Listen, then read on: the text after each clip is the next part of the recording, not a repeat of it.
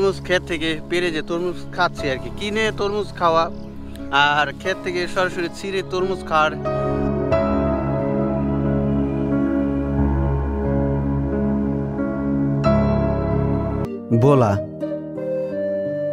ভোলা জেলা বাংলাদেশের দক্ষিণাঞ্চলের বরিশাল বিভাগের একটি প্রশাসনিক অঞ্চল। ভোলা জেলার পূর্বের নাম দক্ষিণ শাহবাজপুর, তবে এটি দ্বীপ জেলা ভোলা নামেই মানুষের কাছে সর্বাধিক পরিচিত। কথিত আছে ভোলা গাজী নামে একসময় এখানে একজন জনপ্রিয় মাঝি ছিল, আর তার নাম অনুসারেই নাকি এ জেলার নামকরণ করা হয় ভোলা জেলা। কাগজে কলমে বাংলাদেশের বৃহত্তম দ্বীপ জেলা ভোলা, একে কুইন আইল্যান্ড অফ বাংলাদেশ নামেও ডাকা হয়ে থাকে।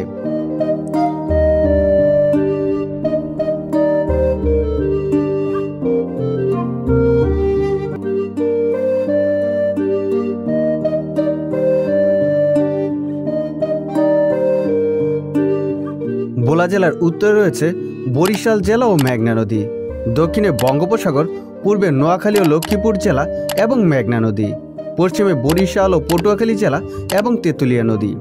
একটা সময় ভোলা ভ্রমণে মানুষের তেমন একটা আগ্রহ না থাকলেও যোগাযোগ ব্যবস্থার অভূতপূর্ব উন্নয়ন এবং ভোলার পর্যটন গন্তব্যের সৌন্দর্য এখন অনেক ভ্রমণপ্রেমীকে ভোলা জেলায় নিয়ে আসছে। ভোলা ভ্রমণে আসলে আপনি বাংলাদেশের এক ভিন্ন রং ও রূপ খুঁজে পাবেন।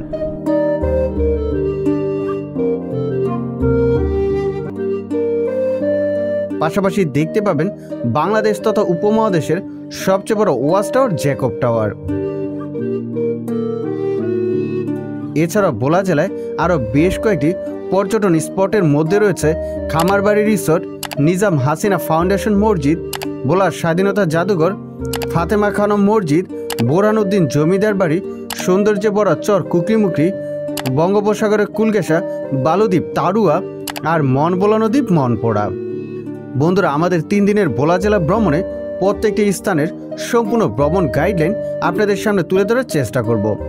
ভোলা জেলার প্রত্যেকটি দর্শনীয় স্থানের দূরত্ব একটি থেকে অন্যটি অনেক দূরে হয়, আমরা চাইলেও 1 বা 2 দিনে পুরো ভোলা জেলা ভ্রমণ করে দেখাতে পারবো না। ভোলা জেলাতে ভ্রমণে আসলে মন ভোলানো পর্যটন স্থানের পাশাপাশি পেয়ে যাবেন ভোলা জেলার বিভিন্ন ঐতিহ্যবাহী খাবার।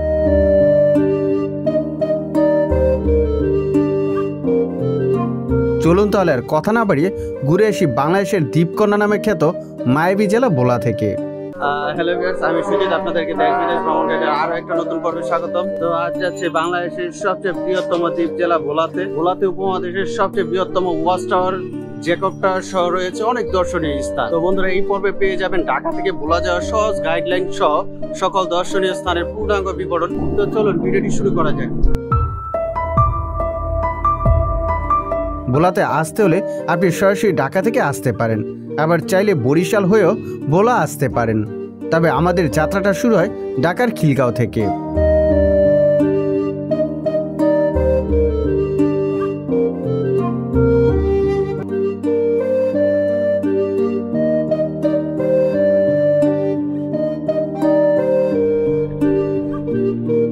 খুব সকাল সকাল একটি অটো ধরে আমরা প্রথমে চলে আসি সদরঘাটের লালকুটি ঘাটে।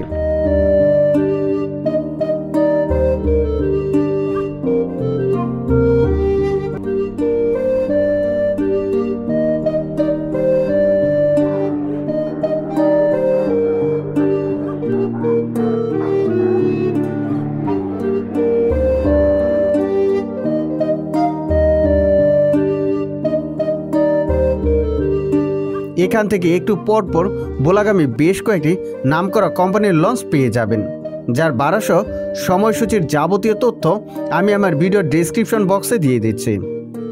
আমরা প্রথমে জনপ্রতি 700 টাকা করে গ্রিন লাইন লঞ্চের দ্বিতলার 3টি টিকিট কেটে নিই। সদরঘাটে পৌঁছাতেই ঢাকাগামী বিভিন্ন মানুষের কর্মব্যস্ততা আপনাকে কিছুটা সময়ের জন্য হলেও স্তব্ধ করবে। পাশাপাশি সদরঘাটের 2 পারের মানুষের এপার ওপার পারাপারের দৃশ্য আপনাকে কিছুটা সময় হলেও কল্পনায় শৈশবে নিয়ে যাবে।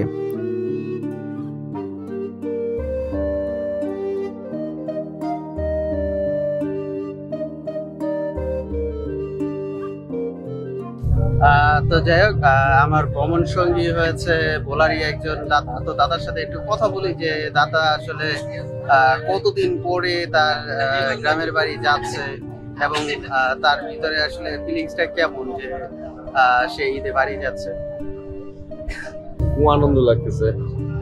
ঈদে ফ্যামিলির সাথে সময় কাটানো সবার জন্য একটা আনন্দদায়ক।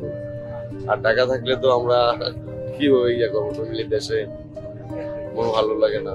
সত্যি গ্রামে গিয়ে পরিবারের আপনজনদের সাথে ঈদ করার কত যে আনন্দ হয়তো এক কথায় বলে তা কখনোই প্রকাশ করা সম্ভব না। আমাদের লঞ্চটি 8:25-এ ভোলার উদ্দেশ্যে যাত্রা শুরু করলেও পৌঁছাতে প্রায় 5.5 ঘন্টার সময় লেগে যায়। তবে লঞ্চ ভ্রমণের এই দীর্ঘ সময়টা কখনো নদীর দুই ধারের গ্রামীণ প্রকৃতি দেখতে দেখতে, আবার কখনো নদীতে জেলেদের মাছ ধরার কর্মব্যস্ততা দেখতে দেখতে কখন যে কেটে যাবে তা টেরও পাবেন না। তবে আমরা কখনো কখনো জাহাজের ডেকের উপরে নদীর হিমেল হাওয়ায় নিজেকে হারিয়ে ফেলি। মাঝে মাঝে গাংচিলের সাথে চলে আমাদের খুনসুটি।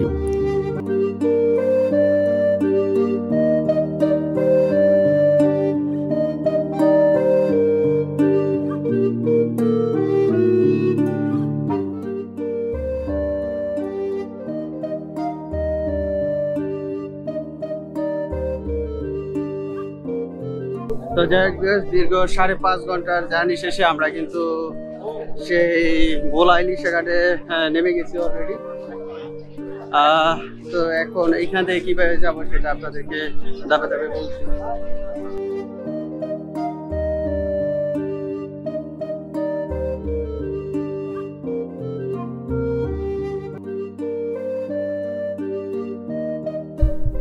তো যাই হোক ভিউয়ার্স, আপনারা ইলিশা লঞ্চ ঘাটে নামার পর এখান থেকে বিভিন্ন জায়গায় যাওয়ার জন্য অটো সিএনজি পেয়ে যাবেন আর কি। তো আপনারা আসলে দামের ব্যাপারে একটু সতর্ক থাকবেন। দেখেন এখান থেকে আসলে ইলিশা যে বাজার সেখানে ভাড়া আছে পার পার্সন 10 থেকে 15 টাকা, কিন্তু এক অটোওয়ালাকে বললাম সে 150 টাকা চাইছে আর কি 3 জন।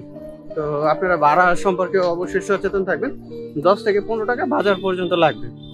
যাই হোক, আমি প্রত্যেকটা জায়গার আপডেট এই ভিডিওতে দেওয়ার চেষ্টা করব যেন আপনারা কম খরচে ভোলা জেলাটা সুন্দরভাবে ঘুরে ঘুরে দেখতে পারেন।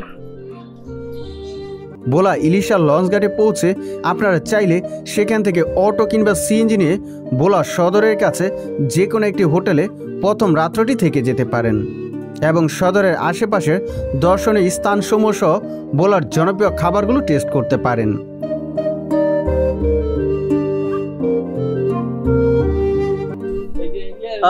তো যাই হোক বন্ধুরা, যাকে কেন্দ্র করে আমাদের এই ভোলা জেলায় আসা, এই আমাদের রতন দাদার বাড়িতে কিন্তু আমরা আসছি আর কি। সেই রতন দা এসে চেতাচেতি করতেছে। তবে আমরা ভোলা সদরের কাছে আমাদের এক বন্ধুর বাসায় উঠি আর সেখানে খাওয়া দাওয়া সেরে বেরিয়ে পড়ি আশেপাশের দর্শনীয় স্থানগুলো দেখতে। তো যাই হোক, আমাদের রতন দাকে অসংখ্য একটা ধন্যবাদ দিতেই হয়, কারণ এই যে একটা ডিফারেন্ট টাইপের একটা কিন্তু খাবার আমরা পাইলাম আর কি, যে আসলে কাঁকড়া। দেখেন তো সচরাচর কিন্তু আমরা এই কাঁকড়া আসলে কোনো জায়গায় পাই নাই। তো এটা কিন্তু দেশি কাঁকড়া, খুবই সুস্বাদু আর কি। তো আসলে দোস্ত কেমন লাগতেছে তোমার কাছে? রতনদার কাছে না আসলে তো এই শাকটা আমি কখনোই পাইতাম না। ধন্যবাদ দাদু।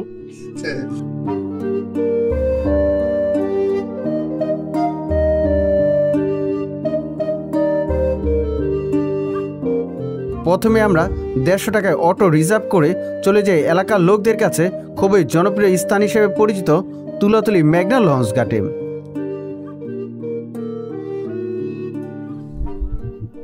তো ভিউয়ার্স, এই মুহূর্তে আমরা আছি তুলাতুলি ঘাট। তো এটা কিন্তু একটা পর্যটন কেন্দ্র। তো এখানে কিন্তু প্রচুর দর্শনার্থী আসছে। আপনাদেরকে যদি একটু দেখাই, তো আপনারা যদি এখানে আসতে চান তাহলে ভোলা সদর থেকে এই তুলাতুলি ঘাটে চলে আসবেন আর কি।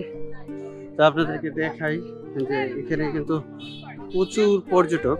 আসলে আজকে ঈদের দিন, তো ঈদের দিন হিসাবে কিন্তু প্রচুর পর্যটক আসছে। তো নর্মালিও কিন্তু সারা বছর এখানে লোকজন আসে।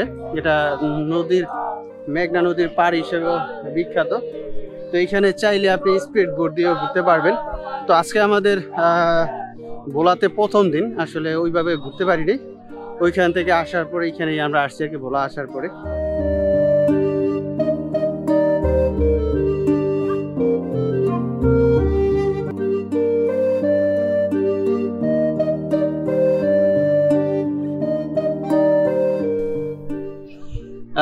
তো এই তুলাতুলি ঘাটে আসলে বসার জন্য কিন্তু সুন্দর ব্যবস্থা আছে। চাইলে বিকালের সময়টা খুব সুন্দরভাবে কাটানো যায়। আর যেটা বললাম, এখান থেকে আপনারা স্পিড বোর্ডে চড়ে স্পিড বোর্ডের মজাটা নিতে পারবেন। তো দেখি আসলে স্পিড বোর্ডে চড়তে কত লাগে। যদি আজকে ঈদের দিন আজকে হয়তো একটু বেশি, নর্মালি কম থাকে।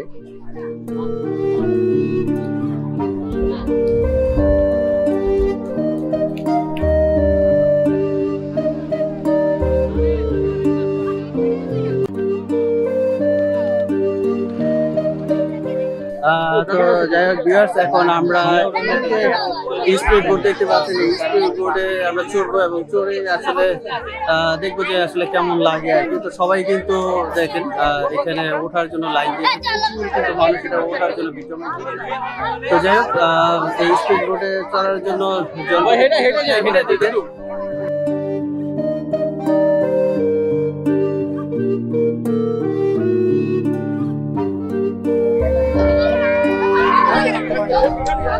তো দেখতে পাচ্ছেন যে আসলে পর্যটকদের উচ্চ বড় ভিড়, সবাই যে পারছে স্পিড বোটে ওঠার চেষ্টা করতেছে। তো যাই হোক, এখনই আমাদের স্পিড বোটটা কিন্তু ছেড়ে দিচ্ছে। তো আসলে পরে একটা স্পিড বোটের জার্নি কিন্তু হবে। আপনারা দেখেন আসলে সামনে নিয়ে এটা কিন্তু অনেক তেরেং বেরেং করে আর কি, অনেকটা ভয় পাওয়ার না করে।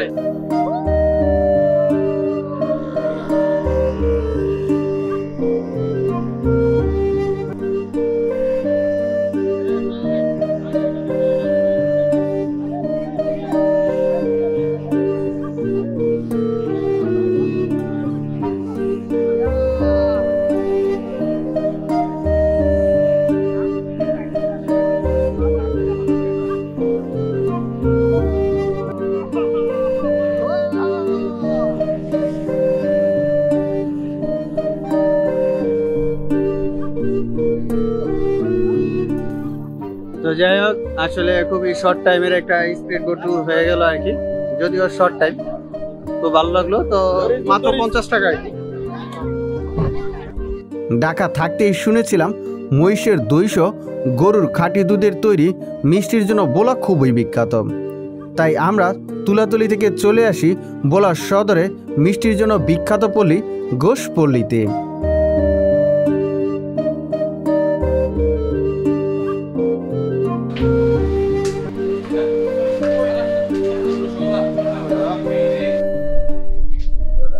তো যাই হোক, আসলে ভোলা আসবো আর মিষ্টি খাবো না সেটা তো হয় না। তো যাই হোক, এই মুহূর্তে আমরা ভোলা এটা কি বাজারটা, ভোলা সদরে ঘোষপট্টিতে শ্রীকৃষ্ণ মিষ্টান্ন ভান্ডারে আমরা আছি। আর এই দোকানের এখন মিষ্টি আমরা একটু খেয়ে দেখবো আসলে কেমন। তো আপনারা জানেন যে ঘোষপট্টির মিষ্টি কিন্তু ভালো সুনাম রয়েছে, ঠিক আছে। তো এটাই এখন আমরা খাবো আর কি। তো আমাদের কিন্তু এই ভোলাতে আসার অন্যতম একটা আকর্ষণ ছিল যে এখানে এসে আমরা এই মিষ্টিটা টেস্ট করে দেখবো, পাশাপাশি মহিষের যে দই সেটা আমরা টেস্ট করবো আর কি, ঠিক আছে। তো যাই হোক, আমাদের মিষ্টি আসতেছে, খাওয়ার পরে দেখি আপনাদেরকে জানাবো কেমন। তো যাই হোক, আমাদের মিষ্টি কিন্তু চলে আসছে। তো এই যে দেখতে পাচ্ছেন যে এই মিষ্টিগুলার পিস পার পিস 20 টাকা করে।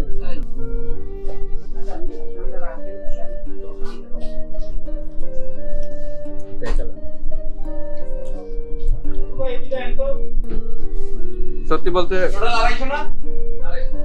ভিডিও তৈরি করার জন্য বেশি বেশি বাড়িয়ে বলা না, আসলেই কিন্তু ভোলার এই মিষ্টি আসলে সুস্বাদু।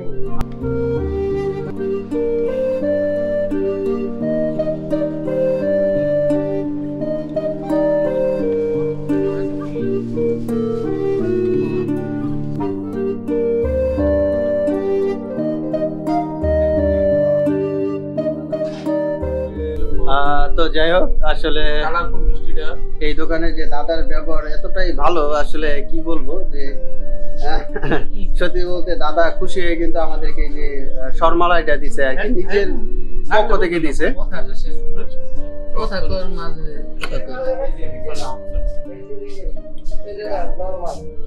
শর্মালাইটা কিন্তু আরো ভালো। নমস্কার। তো আসলে আমরা তো ঢাকা থেকে আসছিলাম আর কি। হ্যাঁ। তো যাই হোক এই ঘুষখোরটির না আপনাদের এখানে আপনাদের ব্যবহার ভালো লাগছে, আপনারা খায়া কিরকম দেখলেন, কি আসে বিষয়? না অবশ্যই খুবই ভালো লাগছে আর কি। তো একটু যদি বলতেন যে আপনাদের এখানে আসলে কি ধরনের আইটেম পাওয়া যায়? না আমাদের এখানে ভোলাতে যেই কয়টা আর কি মিষ্টির জন্য বিখ্যাত, মিষ্টি দই সবকিছুর জন্য ভোলা বিখ্যাত। কারণ ভোলা যে পরিমাণ খামার আছে আর গরুর দুধ, আমাদের এখানে হচ্ছে দেশি গরুর দুধটা অনেক বেশি হয়, ওই জন্য আমাদের মিষ্টি অনেক সুস্বাদু হয়, এটাই আর কি। আর আমরা সবসময় কোয়ালিটিফুল মিষ্টি তৈরি করি, যথাসাধ্য চেষ্টা করি। আর আপনাদের ওপিনিয়নটার উপরে ডিপেন্ড করে সবকিছুই, আপনারা কিরকম খেয়েছেন সেটাই তো সবকিছু। আচ্ছা এইখানে আসার আগে আমরা আসলে মহিষের যে হ্যাঁ মহিষের দধি আছে আমাদের, বাট এখন দুধের দাম বেশি তো আমরা কেটে বিক্রি করছি না। অ্যাকচুয়ালি এখন ঈদ অনুযায়ী দুধের দামটা অনেক বেশি। ঈদের সময় আমাদের গরুর দুধটা এখন বর্তমানে চলতেছে 100 টাকা, মহিষের দুধ চলতেছে 160 টাকা। ওই জন্য আর কি আমরা কেটে বিক্রি করলে আমাদের ওরকম প্রফিট মার্জিনটা থাকে না, দ্যাটস আমি কেটে বিক্রি করছি না। আসার পরে গরম মিষ্টি খাওয়ার একটা ই থাকে আকর্ষণ। হ্যাঁ সেটা হ্যাঁ আমাদের সন্ধ্যার পরে আর হচ্ছে 12টার দিকে, দুপুর 12টা আর হচ্ছে সন্ধ্যা 6টা 7টার দিকে গরম মিষ্টি 200 পাওয়া যায়। আর সকালে হচ্ছে দুধ ঢোকে, ওইটা দিয়ে দুপুরেরটা করে, আর হচ্ছে দুপুরে যেটা দুধ ঢোকে ওটা দিয়ে সন্ধ্যার সময় হ্যাঁ মিষ্টি আসে আর কি, গরম মিষ্টিটা। আচ্ছা আচ্ছা ঠিক আছে ঠিক আছে আচ্ছা ঠিক আছে আচ্ছা ঠিক আছে। খাবি তো ভিউয়ার্স এই মুহূর্তে আমরা আছি ভোলার পরান বাজারে। তো আপনারা জানেন যে ভোলার কিন্তু একটা ঐতিহ্য আছে, মহিষের দুধের দই কিন্তু এখানে পাওয়া যায়। যদিও এটা আপাতত টেস্ট করতেছি না, আমরা এটা পরে করব। তো এখন আমরা এখানকার যে মিষ্টি এটা একটু আমরা টেস্ট করতেছি কেমন। তবে ভোলার লঞ্চঘাটে পৌঁছে সেখানকার একটি দোকান থেকে প্রথমেই ভোলার মিষ্টি টেস্ট করে নিয়েছিলাম। বন্ধুরা ভোলাতে 3 দিনের ভ্রমণ পর্বের প্রথম পর্বটি এই পর্যন্তই। আগামী পর্বে আমরা দেখব ভোলাসহ বাংলাদেশের অন্যতম জনপ্রিয় মসজিদ নিজাম হাসিনা ফাউন্ডেশন মসজিদ, উপমহাদেশের সবচেয়ে বড় ওয়াচ টাওয়ার জ্যাকব টাওয়ার, ভোলার জনপ্রিয় তরমুজ ক্ষেত সহ আরও অনেক দর্শনীয় স্থান। বন্ধুরা ভিডিওটি ভালো লেগে থাকলে এই চ্যানেলের পরবর্তী পর্বগুলো দেখতে চ্যানেলটি সাবস্ক্রাইব করে দেশ বিদেশ ভ্রমণ গাইড চ্যানেলের সাথেই থাকতে পারেন। ধন্যবাদ সবাইকে।